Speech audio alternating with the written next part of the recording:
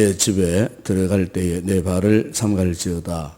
가까이 하여 말씀을 듣는 것이 우매한 자들이 죄물 드리는 것보다 나으니 그들은 악을 행하면서도 깨닫지 못함이니라.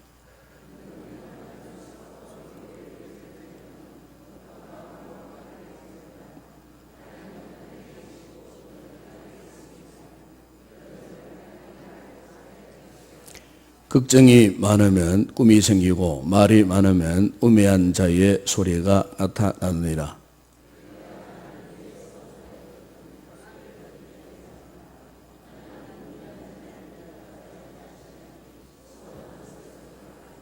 서원하고 갚지 아니하는 것보다 서원하지 아니하는 것이 더 나으니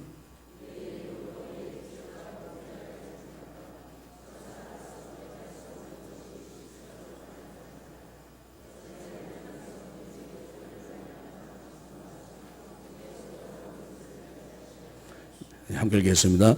꿈이 많으면 헛된 일들이 많아지고 말이 많아도 그러하니 오직 너는 하나님을 경외할지니라.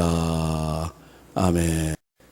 오늘 이 본문은 우리 예배자의 삶의 모습에 대해서 지금 이야기를 하고 있습니다.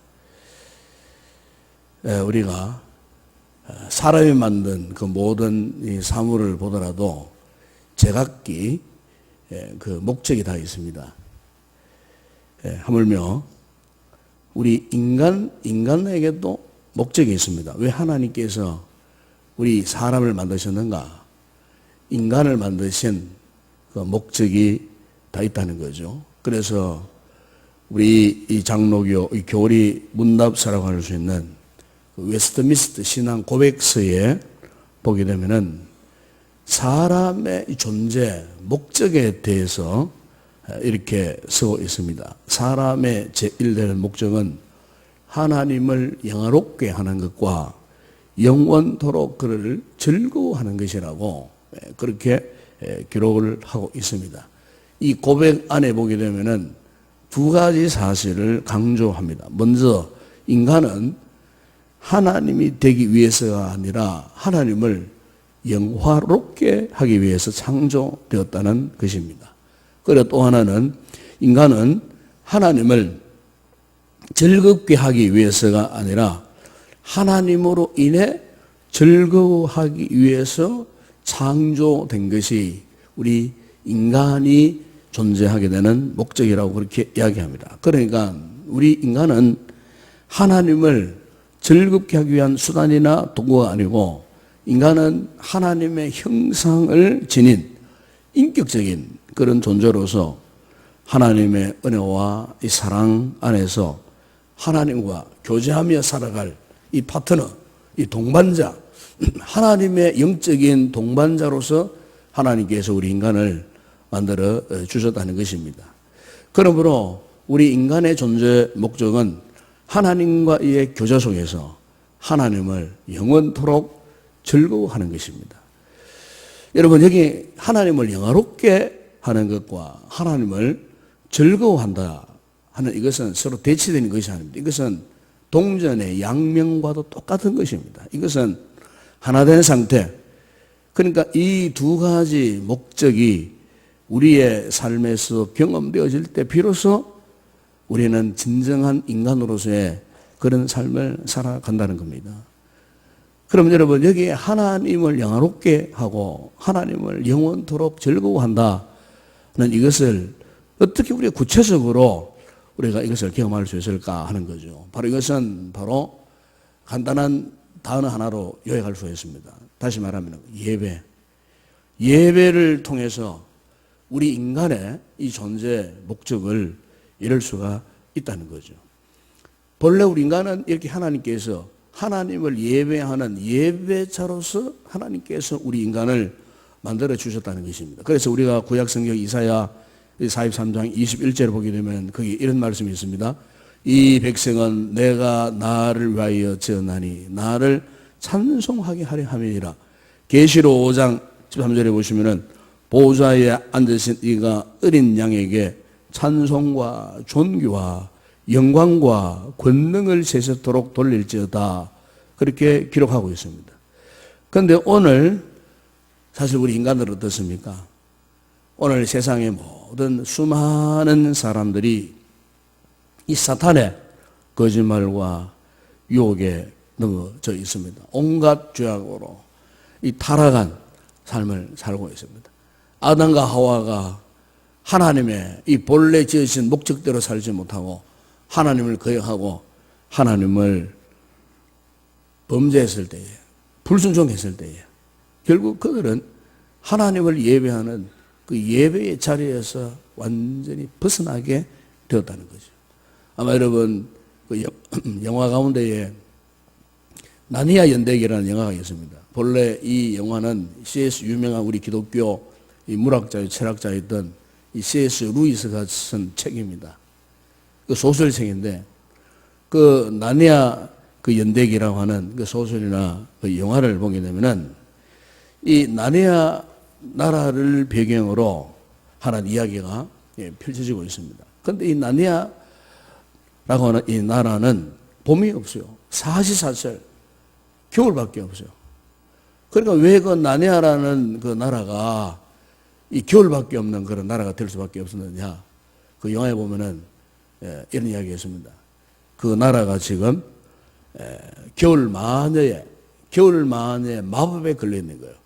겨울 마녀의 마법에 걸려갖고 그 나라는 사계절이 없는 그냥 온통 눈으로 덮여 있는 얼음이 꽝꽝 얼어 있는 그런 겨울밖에 없는 나라. 그래서 모든 이 생명체들이 그 마녀의 이 송염수에 넘어가가지고 그 마녀의 통치를 받고 그 마녀를 경배하는 예배하는 그런 나라로 돌변해 버렸어요. 그래서 이 소설이 던지는 메시지가 뭐냐면은 바로 지금 이 세상을 이야기하는 겁니다. 이 세상. 지금 이 세상이 이 사탄의 속임수라는 마법에 걸려갖고 모든 인간들이 하나님을 예배하는 자리에서 다 떠나버렸다는 거죠. 그래서 하나님을 경배하고 하나님을 예배하는 자리 거기에서 떠나버리니까 이 세상이 온통 겨울로 눈으로 덮여있고 얼음으로 꽝꽝 얼어있는 이 같은 인간의 이 슬픈 역사 그것을 그 소설에서 그 영화에서 그렇게 지금 이야기하고 있는 것입니다. 여러분 오늘 우리의 삶을 지탱하는 중요한 기둥이 있다면 그것은 예배의 기둥입니다. 예배의 기둥. 만약 오늘 우리의 믿음 생활에서요 여러분의 삶에 있어서 예배의 기둥을 빼버리면은 우리의 삶은 자동적으로 다 무너지게 되어 있습니다. 모래성처럼 만약 우리가 하나님 앞에 예배 드리는 것을 즐기지 못한다면 여러분 그분의 삶은 이미 무너지고 있다고 그렇게 볼 수 있어요. 실제 여러분 오늘 우리가요 예배의 삶에서 멀어져 보세요. 멀어지면 저절로 타락의 삶을 살게 되어 있습니다. 하나님을 예배하는 예배의 삶에서 멀어지면은 영적인 죽음에 놓여집니다. 영적으로 비참한 삶을 살 수밖에 없습니다. 아무리 몸이 건강하고 아무리 지식이 많고 아무리 많은 재물을 쌓아놓고 있다 할지라도 하나님을 예배하는 예배의 자리에서 멀어진 그 영혼은 사탄의 속임수에 빠져 들어갈 수밖에 없습니다. 결국 여러분 삼손처럼 영적인 모든 힘을 다 뺏겨버리고 결국 비참한 최후를 맞이할 수밖에 없다는 것입니다. 그래서 오늘 여러분 이 본문에 보게 되면은 이 본문에서 이 솔로몬이 고백하는 게 뭡니까? 이 솔로몬 자신도 그의 말년에는 하나님을 예배하는 예배의 자리에 실패한 사람 아닙니까, 여러분? 한때는 잘 나왔던 젊은 시절, 청년 시절에는 참 지혜롭게 하나님을 예배하고 하나님을 경외하고 지혜롭게 나라를 통치했던 사람 아닙니까? 그런데 중년 이후 그의 말년에는요, 솔로몬이 하나님을 예배하는 예배의 자리에서 실패한 사람이었어요. 그러니까 이 솔로몬이 전도서를 통해 갖고 지금 우리에게 강력하게 요청하는 것이 뭐냐면은 예배하는 삶을 살아가는 것입니다. 그래서 여러분 오늘 본문 여러분 1절에 보십시오. 1절 보면은 거기 그렇게 고백하지 않습니까? 너는 하나님의 집에 들어갈 때에 네 발을 삼갈지어다. 거기 보면 하나님의 집에. 그러니까 왜 하나님의 집에 들어갑니까? 성전에 들어간다 그 말이에요. 왜요? 예배를 드릴 때에. 그러니까 오늘 본문 내용은 한마디로 이 내용이에요. 우리가 하나님 앞에 어떻게 하면은 아름다운 예배를 드릴 수 있을까? 그러면서 예배를 드릴 때에 주의할 사항, 그것을 지금 이야기하고 있어요. 즉 우리가 성전에 들어가 예배를 드릴 때에 먼저 하나님께서 이 성전에 계신다는 사실을 기억하고 깨어 있어야 한다는 것입니다. 내 발을 삼가라 하는 말은 바로 그 뜻이에요. 이 하나님의 성전에는 항상 하나님의 임재가 함께 하시기 때문에 거기에 들어가는 자들마다 발을 삼가라. 종종 예배자들 가운데는 우리가 예배할 때 하나님이 계시다는 것을 깊이 생각하지 못할 때가 있는 것 같습니다. 하나님의 눈에 보이지 않는다는 것 때문에 이 예배드리는 자세가요 아주 경솔하게 그렇게 예배를 드릴 데가 없지 않는 것 같아요. 예수님께서 요한복음 여러분 44장 24절에 이렇게 말씀하지 않았습니까? 하나님은 영이시니 예배하는 자가 영과 진리로 예배할지. 하나님께서 우리의 눈에 보이지 않는 이유는 지금 이 시간에도 우리 하나님께서는 영으로 계시기 때문에 그렇습니다. 영으로 계시지만은 오늘 이 새벽에 또 우리 하나님께서 우리 가운데 계시는 거예요. 아멘. 이 새벽에 우리의 기도 시간에도 하나님께서 성령으로 우리 가운데 지금 이곳에 오셔서 지금 우리의 예배를 지금 받으시고 계시는 거예요. 그래서 우리가 예배할 때 우리 모든 예배자들이 가져야 할 중요한 자세는 뭐냐면은 지금 내가 하나님 앞에 있다는 겁니다. 하나님 앞에. 그러니까 하나님의 현존 앞에 있다는 하나님의 현존 의식을 우리가 갖고 있어야 되는 거예요. 그래서 오늘 본문 여러분 2절에 보세요. 2절에 보면은 그렇게 말씀하지 않습니까? 너는 하나님 앞에서 그랬어요. 너는 하나님 앞에서 함부로 입을 열지 말고 급한 마음으로 말을 내지 말고 하나님은 하늘에 계시고 너는 땅에 있음이니라. 그러나 마땅히 말을 적게 할 것이냐.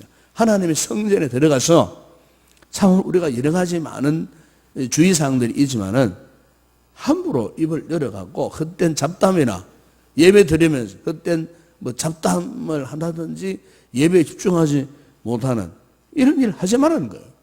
왜? 우리는 지금 하나님 앞에서 예배 드리는 거예요. 그분의 거룩한 빛 앞에 지금 노출되어 있는 거예요. 하나님 앞에서. 우리가 구약성경 이사야 6장에 보시면은 이사야가 평소에도 성전을 자주 드나들었던 사람이었지만 어느 날 그가 하나님의 성전에 들어갔는데 하나님의 거룩한 현존하심을 그가 경험한 거예요. 그래서 그가 이사야 6장 5절에 고백하잖아요. 그때에 내가 말하되 화로다 나여 망하게 되었도다. 나는 입술이 부정한 사람이요 나는 입술이 부정한 백성 중에 그중 하면서 만군의 여호와이신 왕을 배웠습니다. 그가 하나님 앞에서 본 것이 뭡니까? 거룩하신 하나님의 그 임재 현존 앞에서 자신이 얼마나 타락한 존재인지 자신이 얼마나 죄악된 인생인지 그래서 너무너무 두려웠어요.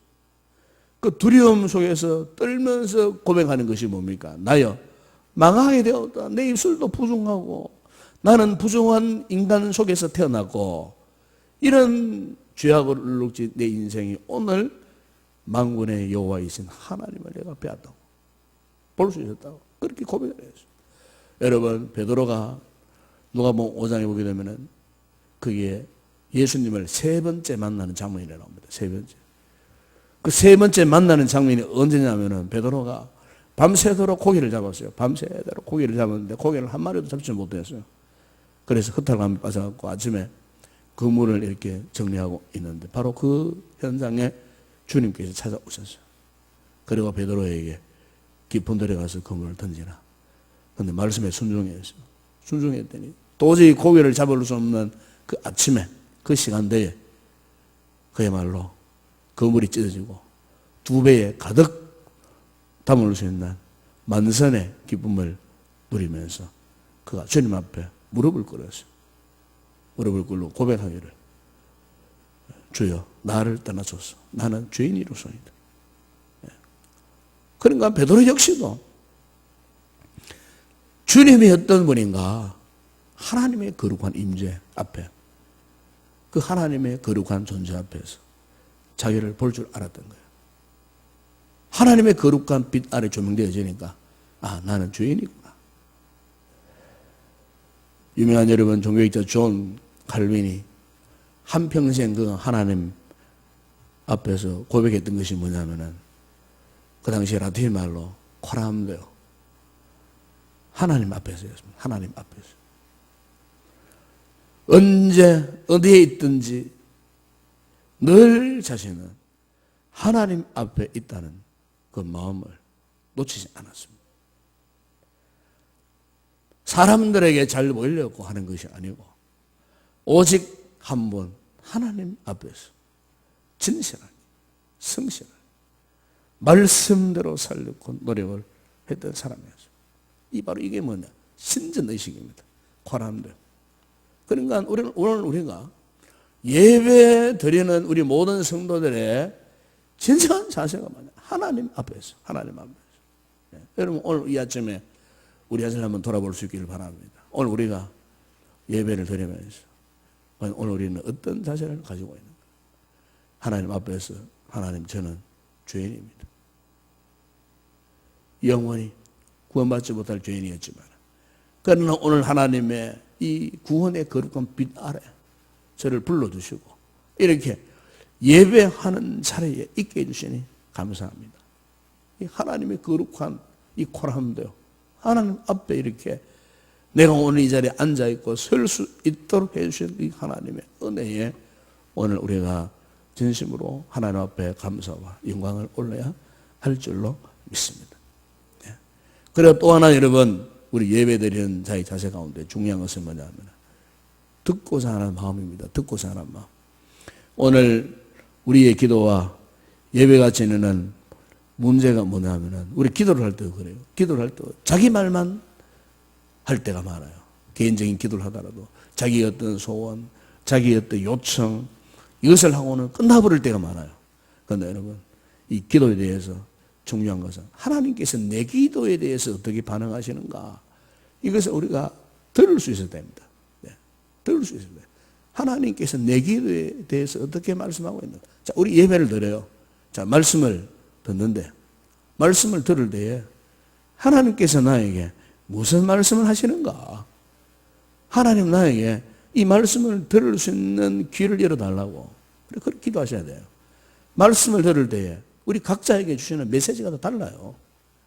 그러니까 하나님께서 오늘 나에게 예배를 통해 주시는 이 말씀을 통해서 나에게 무엇을 말씀하시는가? 여러분 우리가 잘 아는 말씀 가운데 열왕기상 3장에 보게 되면 솔로몬이 왕이 된 후에 기브온 산당에 올라갔습니다.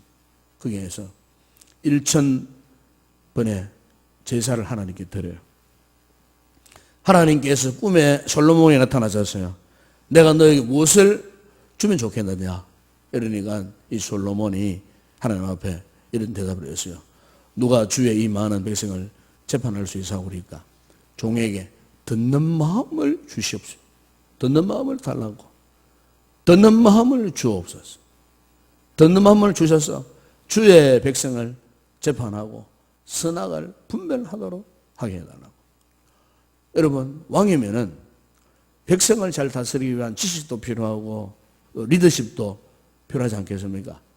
그런데 솔로몬이 구한 것이 뭐냐면 듣는 마음을 달라고 했어요. 네, 듣는 마음.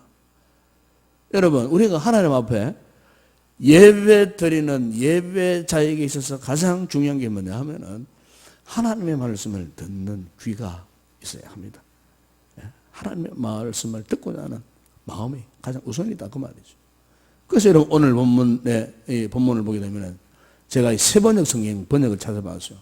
이 세번역 성경에는 이렇게 번역을 했어요. 1절을 하나님의 집으로 갈 때에 발걸음을 조심하여라.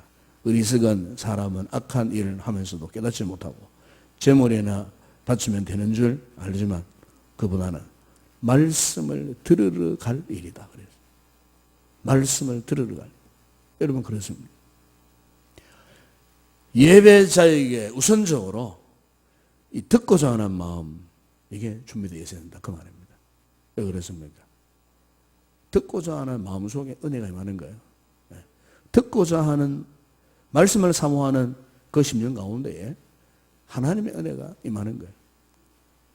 그러므로 이 예배자는 이렇게 하나님 앞에서 신전 의식과 함께 이 듣는 마음이 준비되어 있어야 한다는 거죠.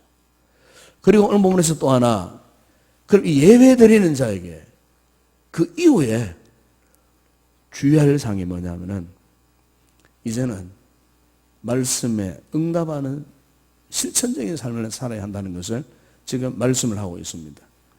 말씀에 응답하는 실천적인 삶. 그러니까 예배를 통해서 이제 그 받은 은혜가 우리의 삶에 구체적으로 이렇게 적용이 되어진다 그 말입니다.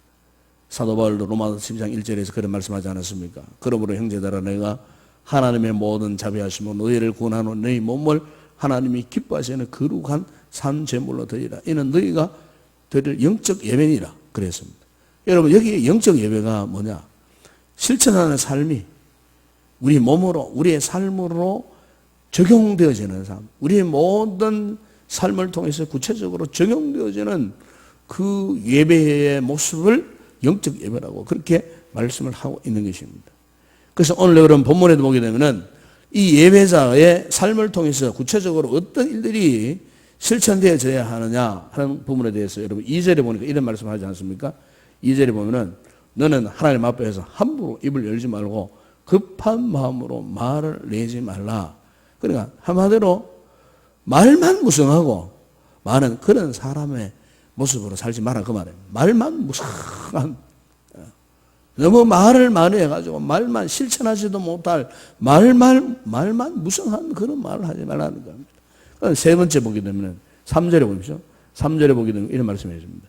걱정이 많으면 꿈이 생기고 말이 많으면 우매한 자의 소리가 나타나느니라.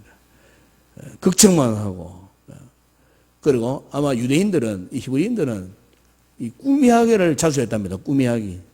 꿈 이야기를, 밤에 잠을 자다가 꿈을 꾼 이야기. 꿈 이야기를 자주 했다는 거예요. 여기 그런 말씀하고 있는 거예요. 걱정 많이, 걱정하는 말하고, 그 다음에 꿈꾼 이야기, 허황된 그런 꿈꾼 이야기만 늘어놓지 말라는 거예요. 늘어놓지 마라. 이 4절에서는 또 무엇을 말합니까? 이 성원에 대한 이야기가 나옵니다. 하나님 앞에 약속해 놓은 것을 지키라고 말해요. 예배자가 그냥 단순히 예배당 안에서 예배를 드리는 그것으로만 끝내지 말고 예배를 통해 은혜 받았으면 또 하나님 앞에 약속한 것이 있으면 하나님 앞에 서운한 것이 있으면 그 서운한 것을 지켜라. 특별히 공회 앞에 약속한 게 있으면 그 반드시 지켜야 되는 것입니다. 왜? 하나님 앞에서 약속한 것이기 때문에 반드시 지켜야 된다 그 말은. 서운한 것을 지켜라. 이런 것들을 하지 못할 때 결국 어떤 사람이 된다고 말씀합니까? 1절과 3절에 보시면 우매한 자가 된다는 거예요. 왜 그렇습니까? 가장 높으신 하나님 앞에 있다는 신전의식도 없고 하나님 말씀을 제대로 들을 수 있는 귀도 열리지 않았고 그러므로 예배를 제대로 드리지 못하고 결국 그의 삶을 통해서 그 어느 것 하나 실천되어지는 열매도 없고 하나님 앞에 약속한 것도 지키지 못하고 결국 그 사람은 겉으로 볼 때는 지혜로운 자 같아요. 겉으로 볼 때는 아무런 문제 없는 것 같아요. 그러나 하나님께서 보시는데 우매한 자로 보신다 그 말씀입니다. 어리석은 자로 보신다 그 말입니다.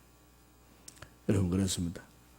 오늘 우리의 삶에 있어서 여러 가지 이 중요한 부분들이 많이 있지만 특별히 우리 성도들은 하나님 앞에 온전한 예배자로서의 삶을 살아야 할 줄로 믿습니다. 기도하는 것보다 기도한 대로 사는 게 더 중요합니다. 말씀을 듣는 것보다 들은 말씀대로 살아가는 게 더 중요한 것입니다. 그렇게 할 때 오늘 우리의 신앙이 지식으로 형식으로만 끝나지 않고 참으로 하나님이 기뻐하시는 진정한 영적 예배자로서의 삶을 살아가는 그런 놀라운 축복이 우리 모든 성도들 가운데 임할 줄로 믿습니다. 기도하겠습니다. 거룩하신 우리 아버지 하나님, 오늘도 솔로몬의 인생 경험을 통해서 고백되어지는 이 말씀을 통해 솔로몬이 실패했던 그 예배의 모습을 통해 지금 강력하게 요청하고 있습니다. 아버지 하나님, 오늘 우리는 참으로 하나님 앞에 있습니다. 하나님 앞에서 우리가 기도를 하고 하나님 앞에서 찬양을 드리고 하나님 앞에서 말씀을 듣습니다. 아버지, 날마다 우리의 예배의 삶 가운데 이 같은 신전의식을 가지고 참으로 하나님 앞에 바른 자세를 가진 예배자의 모습으로 하나님을 영화롭게 하는 복된 믿음의 성도들 다 되게 하여 주시옵소서. 오늘도 거룩한 예배가 이곳에 드려질 때마다 우리가 이 같은 성숙한 건강한 자세로 하나님 앞에 온전한 예배를 올려드리는 복된 믿음의 성도들 다 되게 하여 주시옵소서. 우리의 어린 자녀들 이 아침도 부모의 손을 잡고 함께 올라왔습니다. 어릴 때부터 이 예배 훈련을 잘 받아서 훌륭한 경건한 예배자로서의 인생으로서 잘 자라가서 하나님을 영화롭게 하고 하나님을 기쁘시게 할 수 있는 아름다운 우리의 믿음의 후손들이 다 되게 하여 주시옵소서. 이곳에 드려지는 오늘 모든 주일 예배 가운데 하나님의 은혜가 충만한 예배가 되기를 원합니다. 말씀에 강력한 은혜가 임하는 예배가 되기를 원합니다. 예배를 통해 오늘 온종일 도록 하나님을 영화롭게 하는 복된 우리 교회 되게 하여 주시옵소서. 예수님의 이름으로 기도드리옵나이다. 아멘.